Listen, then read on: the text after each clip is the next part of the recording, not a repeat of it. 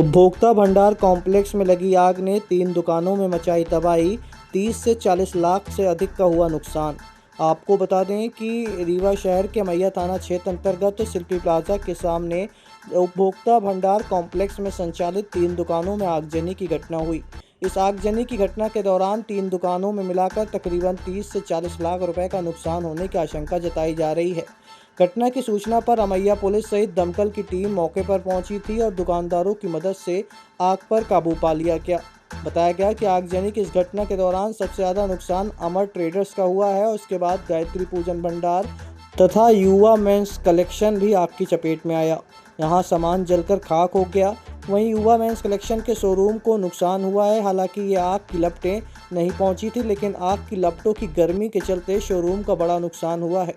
फिलहाल मौके पर पहुंची पुलिस सहित दमकल की टीम आग पर काबू पा लिया गया। घटना के संबंध में बताया गया कि आज सुबह तकरीबन 8 से 9 बजे के बीच लोगों ने उपभोक्ता भंडार कॉम्प्लेक्स से धुआं निकलता देखा। इसके बाद इसकी सूचना तत्काल पुलिस को दी गई। मौके पर पहुंची पुलिस द्वारा दुकान संचालकों को सूचना देकर मौके पर बुलाया गया और दमकल की मदद से आग पर काबू पाया गया। मेरे को किसी ने फ़ोन किया था लगभग 9:30 के आसपास, बोला पीछे आग लगी हुई है। तो मैं आया तुरंत। चाबी मेरे हमारे मामा जी हैं, उनके पास रहती है, तो वो चिरौड़ा कॉलोनी से आते हैं, तो इसीलिए 10 मिनट और ज़्यादा समय लगा। आया तो शटर खोला तो पूरा धुआं भरा था, पूरा माल पीछे का जल गया है। आग नहीं लगी लेकिन हीटिंग के कारण पीछे का पूरा माल जल गया, एसी सब जल गए, पीछे का फर्नीचर पूरा जल गया। पीछे साइड किन की दुकानें थी जो चपेट में आई हैं? वो एक आपके पूजा की सामग्री करते हैं और एक अमर ट्रेडर्स करके आपका फोटोकॉपी स्टेशनरी। स्टेशनरी पूरा पीछे जा सबसे ज़्यादा नुकसान पीछे से हुआ। पीछे हमारा भी बहुत हुआ है। हमारा भी नुकसान समझिए कह लीजिए 15-20 का तो कम से कम गया था। 15-20 लाख।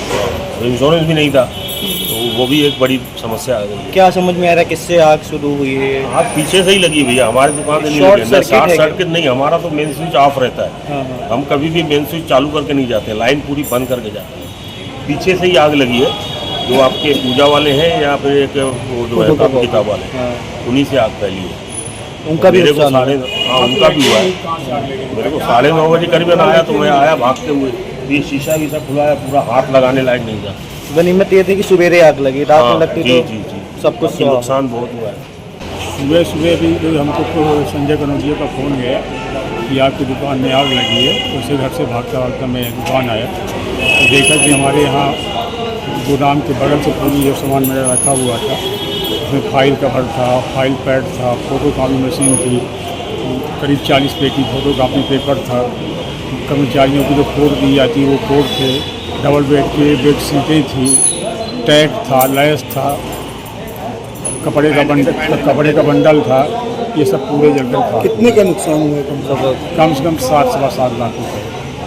किस नाम से दुकान है ये? अमर ट्रेडर्स एंड मनी फैक्चर्स के नाम से। तो ये स्टेशनरी शॉप है क्या? स्टेशनरी शॉप है। क्या भर्ती का भी काम पावर लोगों के थ्रू करते हैं, उसके लिए सामान मंगा के रखते हैं। वो सामान मंगा के रखा हुआ था। अभी कल शाम को ही 20 पेटी फोटो कॉपी पेपर आया है। कल ही आया शाम को। सप्लाई देने के लिए बहुत सारा स्टोर कर रहा ये आग क्या सवेरे लगी है आज? अब जानकारी तो सुबह हमको हुई, जब जानकारी हुई तो मैं यहाँ पे आया। ये क्या मानते काहे से आग लगी है ये?